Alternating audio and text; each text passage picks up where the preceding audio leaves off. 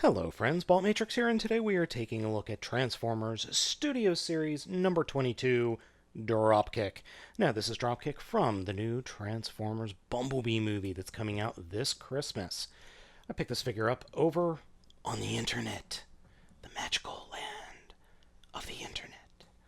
The figure itself feels really tiny. This is a deluxe class figure, and I think the reason it feels so tiny is because it's just so thin. It is incredibly thin, and quite frankly, it looks okay, but it's just kind of monochromatic. The gray is overwhelming. You've got a little bit of blue down here at the feet, a little bit of black here at the shin, and then a little bit of black at the crotch and his head, and then everything else is just black and gray, with a little bit of blue there in the back. So it feels really strange. The aesthetic of the figure isn't bad, it just feels really tiny and kind of anti-Transformer. Most Transformers, or at least the ones that I end up really liking, have a certain chunk to them. They have a certain beefiness. This guy just does not. And also, he's real small. I mean, look at this. This is a Deluxe Class Studio Series figure. This is a Deluxe Class Power of the Primes figure. Here's a Legends Class figure. It actually fits somewhere between a current Legends Class mainline figure and Deluxe Class mainline figure. In fact, my buddy Thu over on Twitter put up a picture that was really kind of mind-blowing. It showed Deluxe Studio Series Volkswagen Bumblebee compared to Beast Wars Transmetal 2 Stinkor. And this dude right here, or I should say the same scale of figure, was the same size as a basic class figure from 12, 15 years ago. Man, I'm old. Dropkick's head sculpt is kind of a mishmash of just textures. There's no real mouth, but you do get the feeling that he is supposed to be some kind of flying transformer based on the intakes on the sides of his cheeks. The red in his eyes works really well, and so does the silver, but the blue is just the color of the plastic.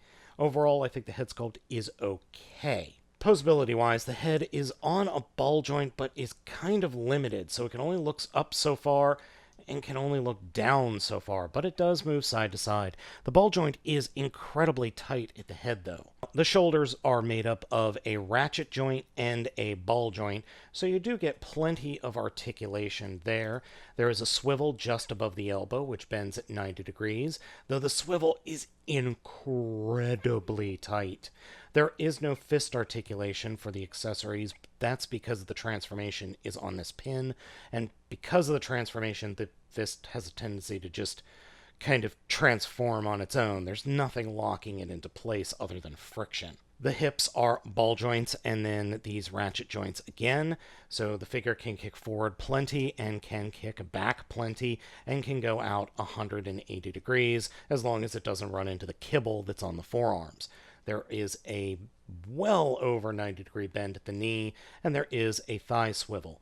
No foot articulation, unfortunately, unless you want to untransform the foot a little bit. I don't recommend that. The figure comes with two minigun accessories that transform with just folding the minigun into the body of the actual gun, and then you get a missile launcher. So you can have him wield both a missile launcher that he has in vehicle mode or a minigun, which is a nice touch. Because of the large amount of articulation, the figure is capable of some good poses. I personally like having him just standing on another bot, just being happy that he crushed the other bot underneath his foot. Dropkick's transformation is a bit crazy. To start off with, we're going to go ahead and flip out the little kibbly bits that are on the backs or outside of the forearms, and then fold the fists in like that so that they are straight out. The tilt rotors at the back of the vehicle mode.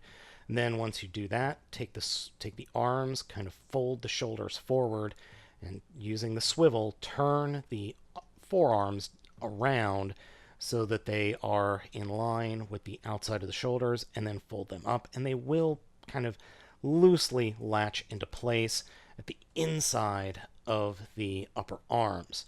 And then come to the chest, open up the chest all the way, and fold the canopy up over the head, but not all the way. You're not going to be able to fold it up all the way.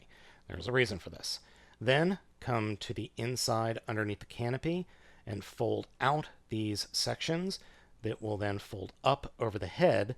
And when you do that, then you can straighten out the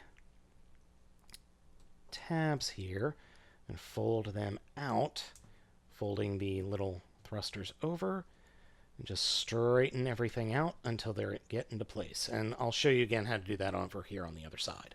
So fold it up and then fold it, the shoulder bit, out away from the figure. And then we can fold the little blue piece on the back down to lock into place. Fold the shoulder bit down, rotating it out. And then this whole section will fold up over the head and peg into place. But before we do that, you see how the rotors are kind of folded up? We want to fold them down. Okay, once you get the rotors in place, fold it all the way up. Moving that on that pin requires way more force than I was comfortable with, so I had to do it off camera. We can fold the arms all the way up, and then these sections will peg into each other, though the pegging in is very loose, so you do have to be wary of that. And just make sure that everything is sandwiched together and holds into place, well, as best as it's going to right now. Okay. Then we turn the little intakes that way, and we'll actually turn them back the other way, so they really should be facing this way, like that. Now we move on to the bottom of the figure. Once you've got the canopy folded up like that, point the legs forward, like that, and then grab the clear section here and rotate it 180 degrees.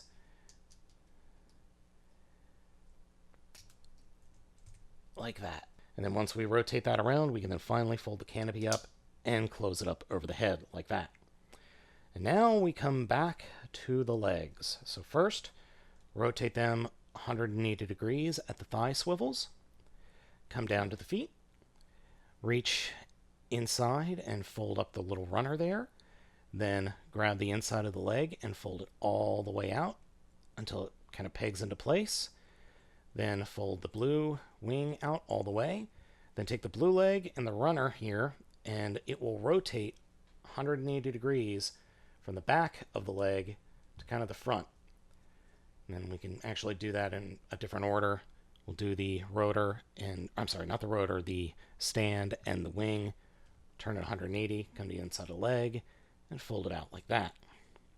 Now, this is where things get a little bit more, not complicated, just difficult.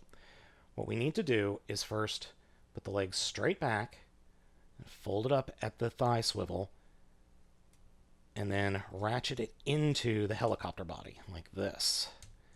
And it's a little bit tricky to do, so what I like to do is kind of turn it back halfway, turn the thigh so it's going back along the body of the helicopter, bend the knee halfway, get the ratcheting started, and then when just before you're done, close the leg up all the way at the thigh, at the knee, and then get everything situated, pegged into place, connected, and get everything to just stay together.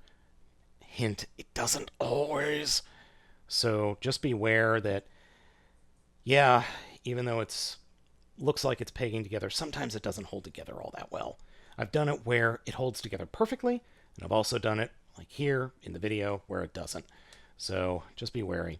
And then we can finally close up the intakes, and they will peg into place on the sides of the vehicle mode, straighten out the rotors, and then peg up our little missile launchers to the underside of the wings. And here we have the helicopter mode. It works. It works really well. It just feels really freaking tiny. Like, really small. Like, palm of the hand small. But I'm okay with that. Little rotor in the back, or the tail rotor, spins just fine. The actual rotors up here on the back do turn, but you need to apply a good bit of force. I'll show you in a second. The overall look of it is great, though I can't shake the feeling that I think this was a transformation from a GoBot. Yeah, I think Wrong Way actually transforms very similarly to Dropkick. Oh well, there's also a lot of nice detailing going on here. I like the details of the alt mode quite a bit, and it is really a cool transformation. Now, the top rotor, again, does spin, but you do have to push it. It doesn't spin freely.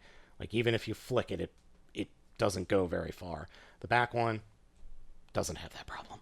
I understand why they did that, partially for safety and partially so it's not flopping about in robot mode. So I do appreciate that. I like this little dude. I think he's cool. Kind of wish he was bigger, and I kind of wish he felt more hefty. After reviewing Optimus and Megatron from Transformers Siege, those figures feel like they've got some heft to them. This one, not so much, but I think that mostly has to do with the design aesthetic for the movies, or the movie lines, so there is that.